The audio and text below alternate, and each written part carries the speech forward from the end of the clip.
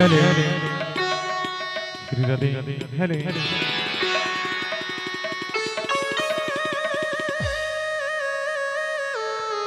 Hello Radhe hello Radhe Shri Radhe Ram जय Shri Ram hello Radhe Shri Radhe Ram जय Shri Ram hello Hari Om Hari Hari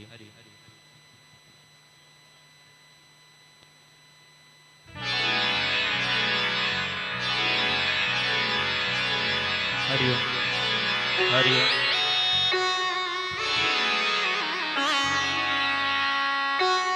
Hari Om Hari ओम श्री राधे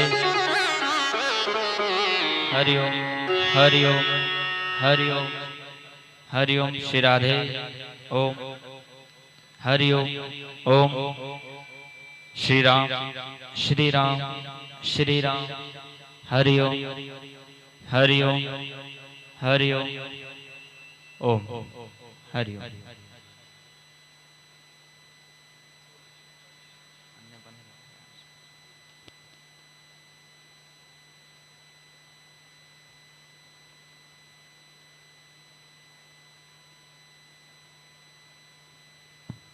हरि ओम श्री गणेशाय नमः श्री सरस्वती नमः श्री वैदपुरुषाय नमः श्री मातृपितृचरण कमलेभ्यो नमः श्री सद्गुरुदेव चरण कमलेभ्यो नमः श्री इष्टदेवताभ्यो नमः श्री सीतारामाभ्यां नमः श्री राधा कृष्णाभ्यां नमः नमः परमहंसा स्वादित चरण कमल चिन्मकरन्दाय भक्तजनमानस निवासाय श्रीरामचन्द्राय कृष्णाय वासुदेवाय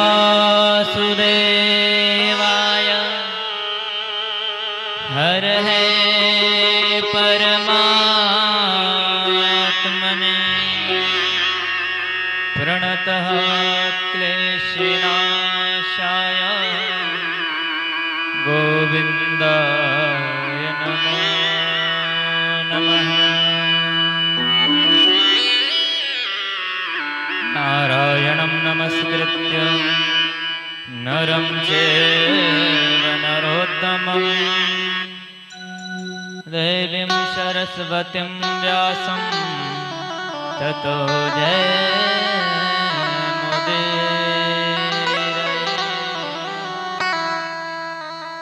गुरुर्ब्रह्मा गुरुर्विष्णु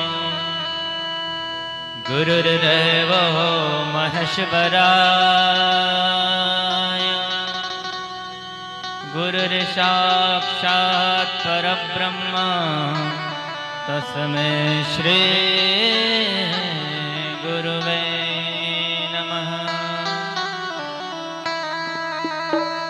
ध्यानमूलं गुरुर्मूर्ति पूजामूलं गुरुर्पदम् मंत्रमूलं गुरुर्वाक्य मोक्षमूलं गुरुर्कृपा। मृत्युंजय महाकाय त्राहि मां शरणागत जन्म मृत्यु जरा व्याधि पीडित कर्म बंधने सदा परिभवग्नमभीष्टदोहम् तीर्थास्पदं शिवविरिञ्चिनुतं शरण्यम् व्रजार्तिहन प्रणतपालभवाब्धिपोतम् वन्दे महापुरुषिते चरणारविन्दम्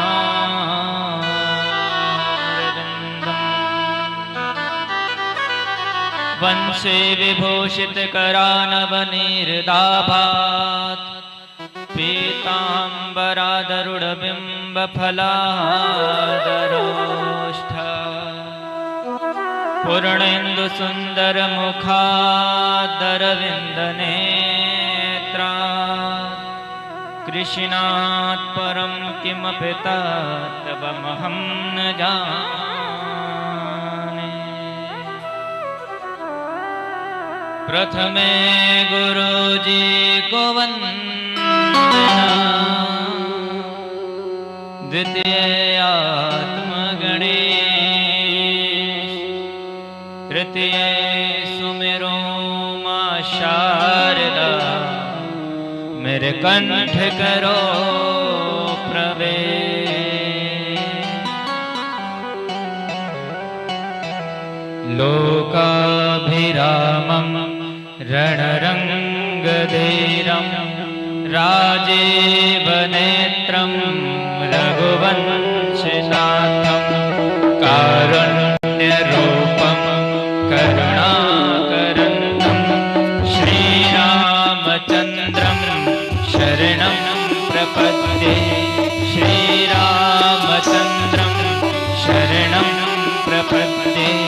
मनोजवं मारुततुल्यवेगं जितेन्द्रियं बुद्धिमतां वरिष्ठं वातात्मजं वानरयोद्धमुख्यं श्रीरामदूतं शरणं प्रपद्ये। श्रीरामदूतं शरणं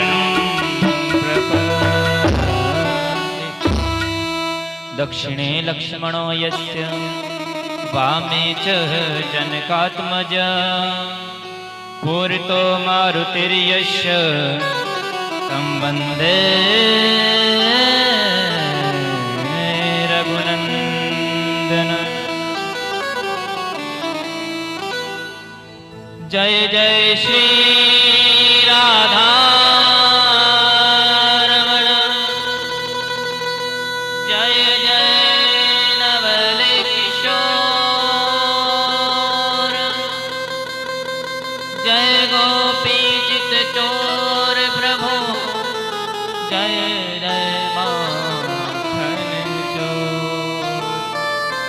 जय माखन चोर। बोली माखन चोर भगवान की जय। भागवत महापुराण की जय। भूतेश्वर महादेव की गो माता की सद्गुरुदेव भगवान की पशुपतिनाथ महादेव की उज्जैन महाकाल की सांवरिया सेठ की बांके बिहारी लाल की जय। बरसाने वाले की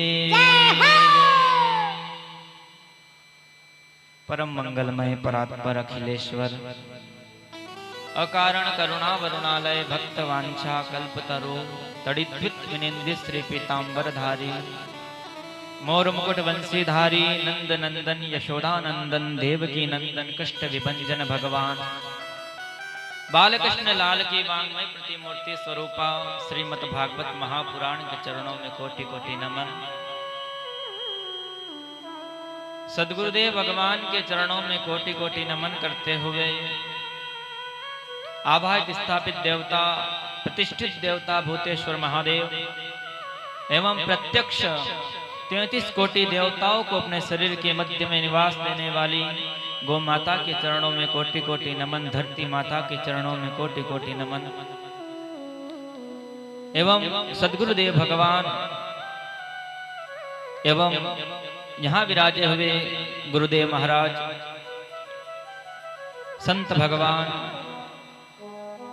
स्थापित देवता, ब्राह्मण देवता, संगीताचार्य एवं आप सभी पधारे हुए गांव के मध्य में से दूर दराज से भगवान की इस भक्ति में अपने जीवन को कृतार्थ बनाने के लिए पधारे हुए सभी भक्तों को जय श्री कृष्ण, राधे राधे, जय सिया राम। बड़ा ही सुंदर हम सबके मध्य में ये विषय है, ये समय है। भगवान भूतेश्वर की असीम अनुकंपा, माता पिता का आशीर्वाद, आप सबों का जनों का स्नेह, सद्गुरुदेव भगवान की कृपा, इष्ट देवता गुरुदेव की कृपा से आज हम सबको यह सुअवसर प्राप्त हुआ है। सप्त दिवसीय श्रीमद् भागवत महापुराण की इस दिव्य कथा में हम अवगाहन करने से पूर्व आइए अपने मनवाणी को पवित्र करने के लिए कुछ क्षण भगवान के नाम का संकीर्तन करेंगे। उसके बाद आज की दिव्य कथा में हम प्रवेश करते हैं। हो मेरो प्यारो नंद लाल किशोरी राधे, हो मेरो प्यारो नंद लाल किशोरी राधे, मेरो किशोरी राधे, मेरो प्यारो नंद लाल किशोरी राधे, हो मेरो किशोरी राधे, किशोरी राधे, श्री श्यामा राधे, किशोरी राधे, श्री श्यामा राधे, मेरो प्यारो नंद लाल किशोरी राधे, मेरो प्यारो नंद लाल किशोरी राधे।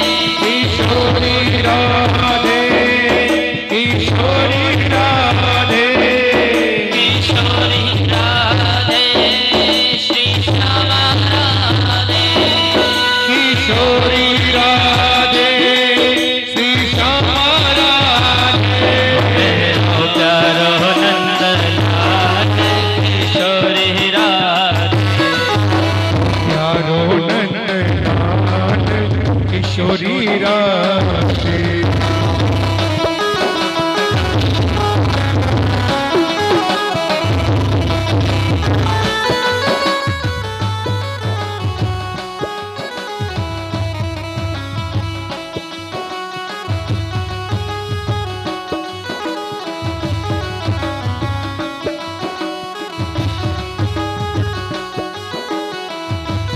मेरो प्यारो नंद लाल किशोरी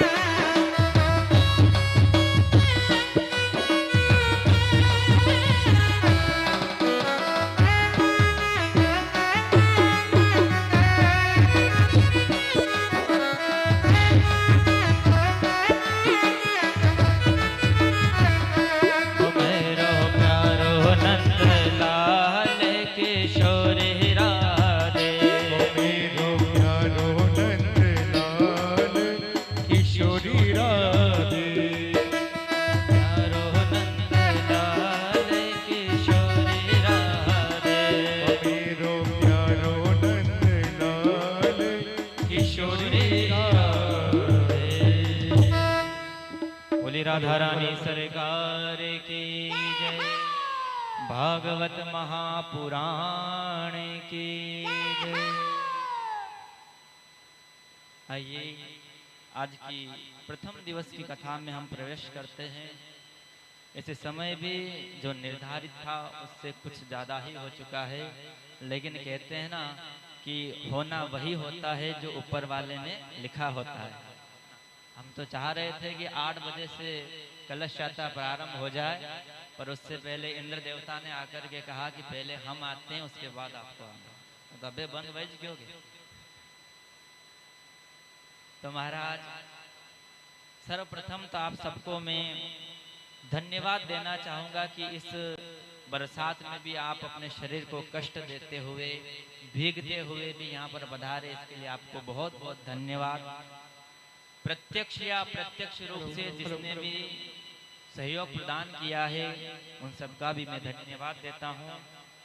और आपसे और मेरा परिचय तो हो ही चुका होगा, आप तो जानते ही हैं मुझे।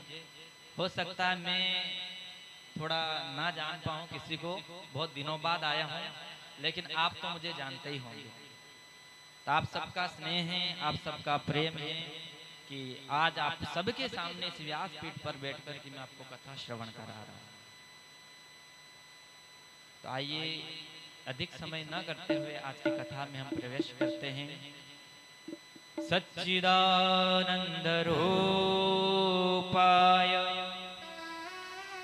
विश्वोत्पत्त्यादिहेतवे तापत्रय विनाशाय श्रीकृष्णाय वयं नमः। सच्चिदानंद रूपाय, सर्वप्रथम उस परमपिता परमेश्वर को हम नमस्कार करते हैं जो सत्य, चित और आनंद है। सत्य जो हमेशा रहता है, चित जो हमेशा प्रकाशमान रहता है, और आनंद जो हमेशा आनंद में रहता है। ऐसे सच्चिदानंद भगवान को हम प्रणाम करते हैं। तो ये भगवान करते क्या है महाराज? विश्वोत्पत्त्यादि हेतवे, विश्व की उत्पत्ति करना, विश्व का पालन करना और अंत में इस विश्व का प्रलय करना, ये किसका काम है? भगवान का। क्या आप में से किसी का है? भगवान का है। विश्वोत्पत्त्यादि हेतवे, भगवान करते क्या हैं कि तापत्रयोन्मूलनम, 3 प्रकार के जो ताप हैं उन 3 प्रकार के तापों को भगवान दूर कर देते हैं। 3 प्रकार का ताप होता है महाराज हमारे जीवन में। हम सबको 3 प्रकार का ताप है। कौन कौन सा? देहिक, देविक, भौतिक तापा, राम राज्य का हो नहीं व्यापा। देहिक, देविक, भौतिक तापा, राम राज्य का हो नहीं व्यापा।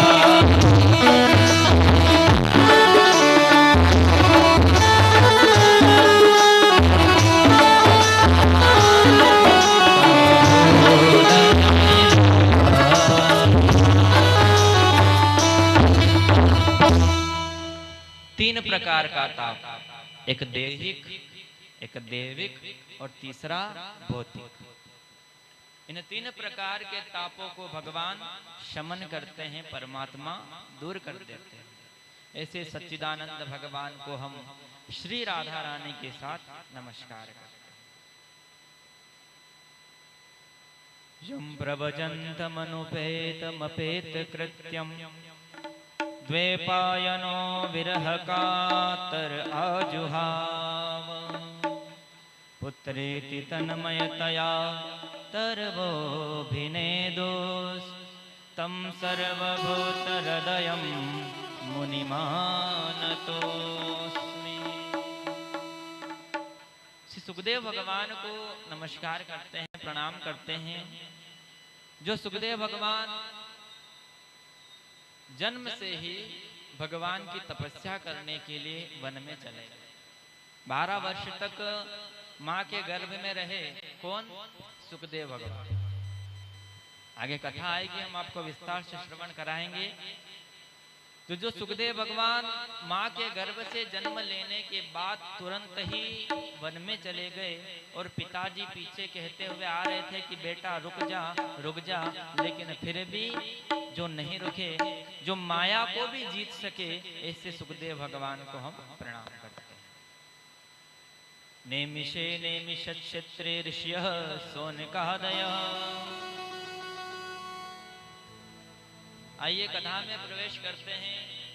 जैसे कि आप सब जानते हैं कि कथा कहां से प्रारंभ होती है। कहां से प्रारंभ होती है? नैमिषारण्य तीर्थ से। संसार की जितनी भी कथाएं प्रारंभ हुई है वह नैमिषारण्य तीर्थ से ही प्रारंभ हुई। क्योंकि ये जो तीर्थ है भगवान श्री नारायण के चक्र से सुरक्षित है। और प्राय आपको विदित भी होगा कि नैमिषारण्य कहाँ पर है। उत्तर प्रदेश में लखनऊ से 100 किलोमीटर की दूरी पर सीतापुर नाम के जिले में नैमिषारण्य तीर्थ है। आपने दर्शन भी किए होंगे।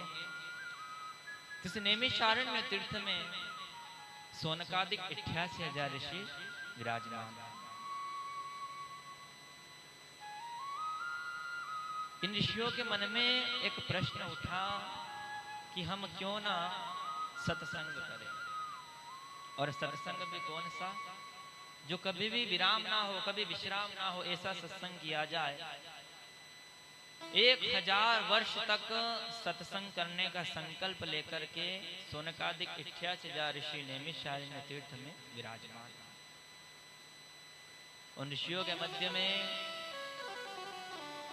एक बड़े ही कथामृत रस स्वाद, कथा को सुनाने में परम रसिक श्री सूत जी महाराज का आगमन होता है। जैसे सूत जी महाराज इस सभा के मध्य में पधारे तो सारे ऋषियों ने, मुनियों ने खड़े होकर के स्वागत किया, वंदन किया, चरणों में दंडवत प्रणाम करने लगे। तो सूत जी महाराज ने कहा कि हे मुनीश्वरों, हे सोनकादिक ऋषियों, आपकी उम्र हजारों वर्ष की है और मैं बहुत छोटा हूँ, आपसे उम्र में बहुत छोटा हूँ और आपकी उम्र बहुत है महाराज, आप हमें प्रणाम करो। ये अच्छी बात नहीं, क्योंकि बड़ा व्यक्ति किसी छोटे के सामने झुक कर के प्रणाम करे तो थोड़ा अजीब सा लगता है सबको। सूत जी महाराज ने कहा कि आप मुझे प्रणाम मत कीजिए, मैं आपसे उम्र में बहुत छोटा हूं। तो सोनकादिक ऋषियों ने कहा कि महाराज आप उम्र में छोटे हो लेकिन ज्ञान में बहुत बड़े हो।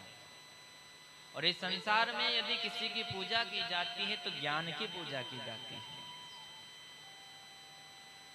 धन वृद्धा बल वृद्धा आयु वृद्धा तथैव च ते सर्वेऽपि ज्ञान वृद्धा किम करा शिष्य किम करा।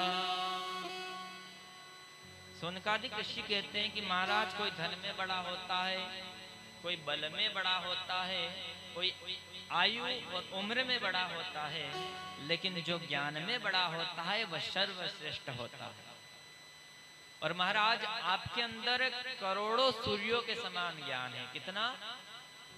करोड़ों सूर्यों के समान। तो हे सूत जी महाराज आप एक कार्य कीजिए, यज्ञान ध्वांत विध्वंस कोटि सूर्य समप्रभ सूताख्या हि कथा सारम मम कर्ण रसायनम। हे सूत जी महाराज हमारे अंदर अज्ञान है और आपके अंदर ज्ञान है।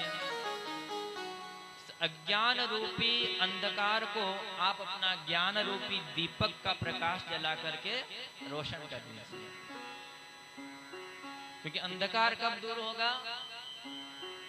कब दूर होता है वो अंधकार? जब दीपक लगाया जाता है तभी अंधकार दूर होगा। तो हमारे भीतर जो अंधकार है, हम सबके भीतर है, वह अंधकार तभी दूर होगा जब ज्ञान रूपी दीपक हमारे अंदर जलेगा। तो आज प्रथम दिवस है और प्रथम दिवस में मैं आपसे एक बात पूछना चाहता हूं। बस एक बात का आप मुझे आज उत्तर दे दीजिएगा, उसी के आधार पर 7 दिन तक मैं आपको कथा सुना पाऊंगा। तो मैं आपसे पूछता हूं कि आपको कथा सुननी है या कथा समझनी है? क्या करना है, सुननी या समझनी? मेरे पास 2 तरीके हैं, मैं सुना भी सकता हूं और समझा भी सकता हूं। हाँ, समझाएंगे तो सुन भी लेंगे, क्योंकि कथा बड़ा ही क्लिष्ट विषय है महाराज, बड़ा क्लिष्ट विषय है।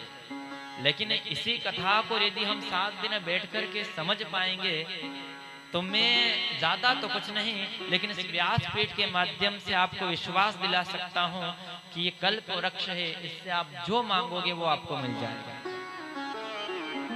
समझना पड़ेगा। तो आप समझने को तैयार हो तो मैं आपको समझाऊं, समझेंगे? हाँ, अगर आप समझेंगे तो हम भी समझाने को तैयार हैं। तो महाराज, हमारे भीतर जो अज्ञान रूपी अंधकार है, इसको दूर करने के लिए ज्ञान का दीपक जलाना पड़ेगा। तो आप सब भी यहाँ पर जो विराजमान हैं, प्रथम दिवस में इतने व्यक्ति, इतने श्रोता आ जाना सबसे बड़ी बात है। आप सबका ये प्रेम है मेरे ऊपर कि आप सब आए हैं, धन्यवाद है आपको। तो कहते हैं कि महाराज हमें आप ऐसी कथा सुनाइए जो हमारे कानों को प्रिय लगे। कौन सी कथा कानों को प्रिय लगे? एक होती है कथा और एक होती है व्यथा। एक कथा होती है, एक व्यथा होती है। तो आप कथा सुनने वाले हैं, व्यथा हम आपको सुनाएंगे भी नहीं, है ना? क्योंकि कथा भगवान की होती है और व्यथा सांसारिक जीवों की होती है। तो भगवान की कथा सुनने के लिए आप यहाँ पर पधारे हैं, तो हम भी आपको कथा ही सुनाएंगे। अच्छा, एक बात और, क्योंकि प्रथम दिवस है तो सारी बातें क्लियर कर लें तो बढ़िया रहेगा। 6 दिन कथा कहने में हमें भी आनंद आएगा। आप अपना पात्र खाली करके लाएंगे या भर के लाएंगे? आपका जो पात्र है ना, कौन सा? श्रवण करने का पात्र, दिमाग। इस दिमाग को भर के लाएंगे कि खाली करके लाएंगे? हाँ, भर के लाएंगे तो फिर मेरे कहने की आवश्यकता ही नहीं रहेगी, और खाली लाएंगे तो हम प्रयास करेंगे आपके पात्र को भर सकें। तो आप अपने पात्र को खाली रखेंगे तो यहाँ से कुछ ले जा पाएंगे, वरना अगर गगरी पूरी भरी हुई है तो उसमें कुछ नहीं आ सकता, कुछ नहीं आएगा, चाहे यहाँ से मैं कितना भी प्रयास करूं। और मेरा तो यही प्रयास रहेगा कि जितना गुरुदेव की आज्ञा मुझे हुई है और जितना गुरुदेव की कृपा से मैं प्राप्त करके लाया हूं, वह सब आपको दे करके जाऊं। मेरा प्रयास ये रहेगा। अब आपके अंदर कितनी क्षमता है ग्रहण करने की, यह आप विचार कीजिएगा, क्योंकि आपको यहाँ पर श्रद्धा रखनी पड़ेगी, विश्वास रखना पड़ेगा, प्रेम रखना पड़ेगा, ईर्ष्या द्वेष का त्याग करके यहाँ पर बैठना पड़ेगा। तो इस 7 दिन में आप संकल्प करके बैठना कि हम ना तो किसी से ईर्ष्या रखेंगे, ना किसी से द्वेष रखेंगे, और ना किसी की चुगली इन 7 दिनों में करेंगे। फिर तो कथा श्रवण करने में आपको भी बड़ा आनंद आएगा। तो जब सूत जी महाराज ने, सोनकादिक ऋषियों ने सूत जी से कहा कि महाराज आप हमें ऐसी कथा सुनाओ जिस कथा को सुनने से हमारा कल्याण हो जाए और हमारे कानों को भी प्रिय लगे। तो सूत जी कहते हैं यदि आपका हमारे प्रति इतना प्रेम है तो हम भी आपके प्रति प्रेम से ही कथा सुनाएं।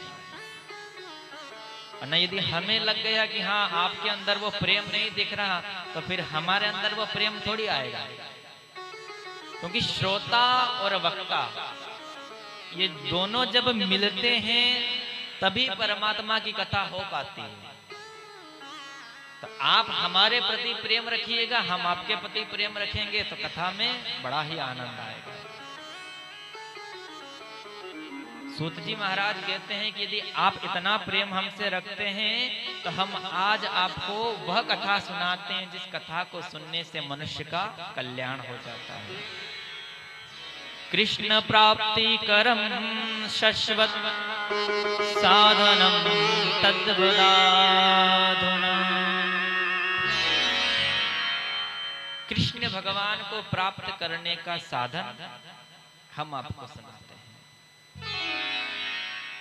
सूत जी ने कहा कि आप हमसे ही क्यों सुनना चाहते हो? और भी तो है कथा सुनाने वाले, लेकिन हमसे ही क्यों सुनना चाहते हो? तो ऋषियों ने कहा कि महाराज आपके पास गुरुदेव की कृपा है और जिसके ऊपर गुरु कृपा हो जाती है वह संसार में सब कुछ जीत लेता है।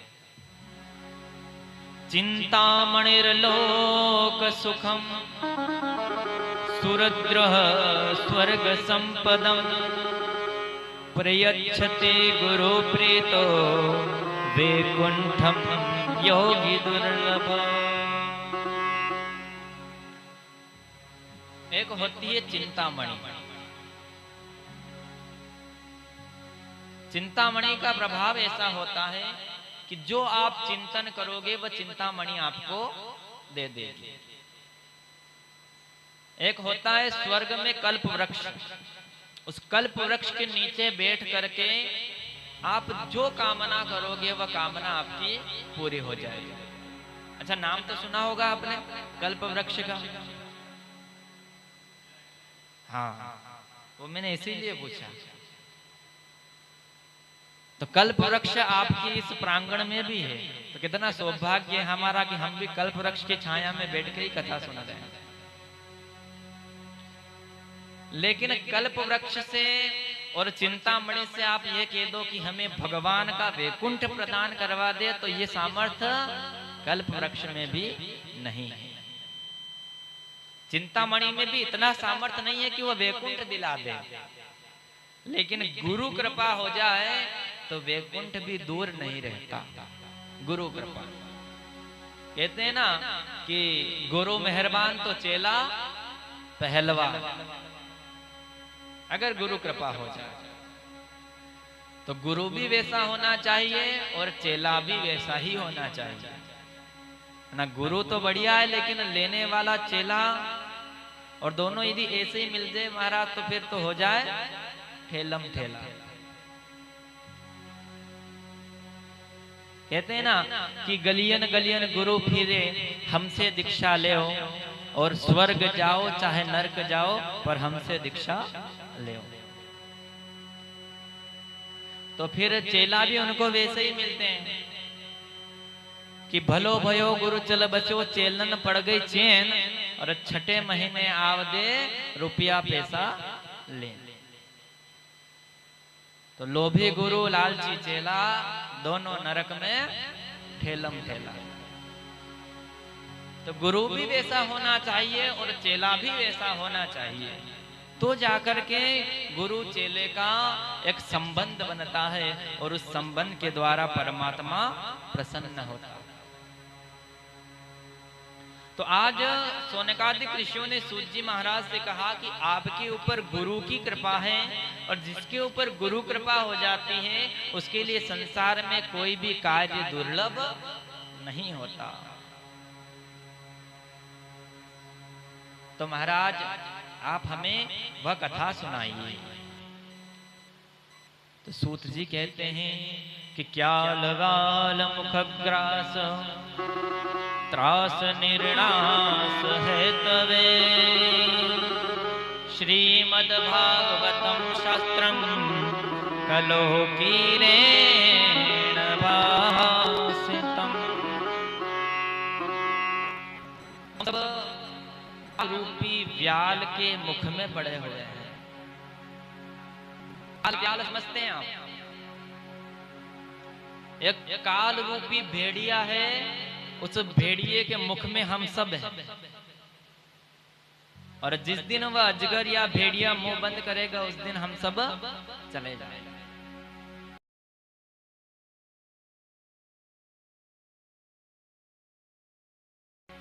तो काल रूपी व्याल को नष्ट करने के लिए यदि कोई सच्चा और सबसे सुंदर साधन है तो वह है श्रीमद् भागवत कथा। कौन सी कथा? श्रीमद् भागवत कथा, जो जीवन का भी कल्याण करती है और मरने के बाद भी कल्याण करती है। भागवत कथा जीते जी तो कल्याण करती ही है, लेकिन मरने के बाद भी करती है।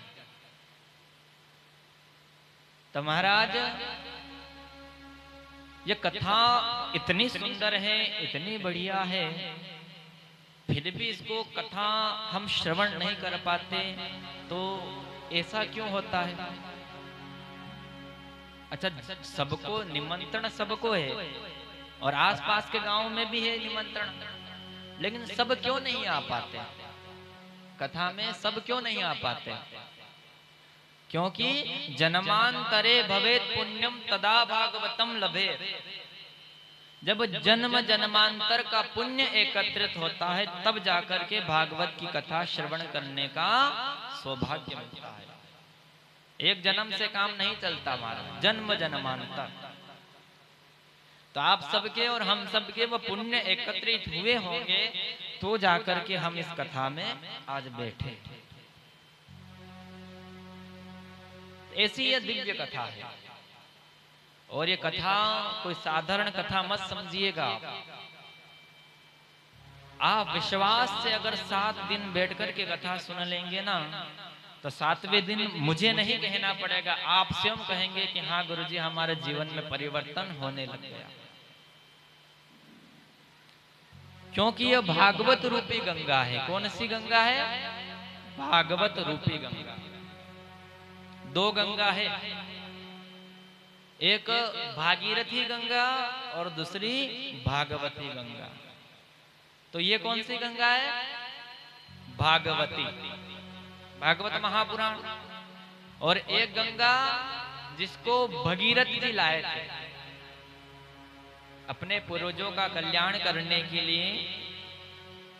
महर्षि कपिल की कोप दृष्टि से 60,000 पुत्र जब राजा सगर के जलकर के भस्म हो गए थे, तो अपने पूर्वजों का कल्याण करने के लिए भगीरथ जी ने तपस्या करके गंगा माता को प्रकट किया था। आप सब जानते हैं। अच्छा, गंगा जी में स्नान किस किस ने किया? लगभग सबने किया ही होगा। नहीं किया? अच्छा, नहीं किया होगा तो आकाश गंगा में तो स्नान कर ही लिया होगा। कलश यात्रा लेकर के आए आप, है ना? तो गंगा जी में जब स्नान करने के लिए जाते हैं तो गंगा जी खुद स्नान कराने के लिए आती है कि हमें जाना पड़ता है? हमें जाना पड़ता है। गंगा जी तो आएगी नहीं स्नान करवाने।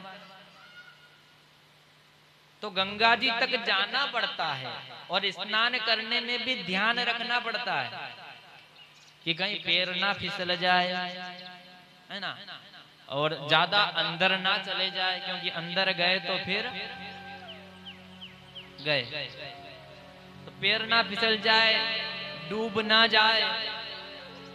कई सावधानियों के बाद गंगा स्नान किया जाता है। लेकिन ये जो भागवती गंगा है ना, इस गंगा के लिए आपको कहीं जाना नहीं पड़ा। ये गंगा स्वयं आपके गांव में आ गई,